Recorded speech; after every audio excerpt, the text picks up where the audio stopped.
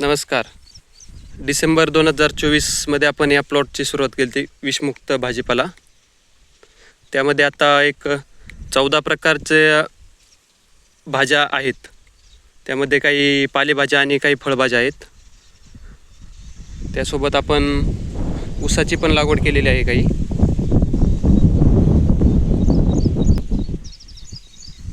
पपई, शेवगा, गवती चहा, कढीपत्ता या सगळ्यांची लागवड केलेली आहे.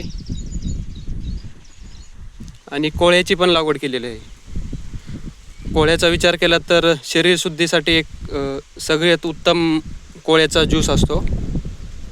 तसा विचार केला तर सगळे अन्न हेच औषध असतं, पण ते अन्न पिकवले कोणत्या पद्धतीने हे पाहणं खूप गरजेचं असतं.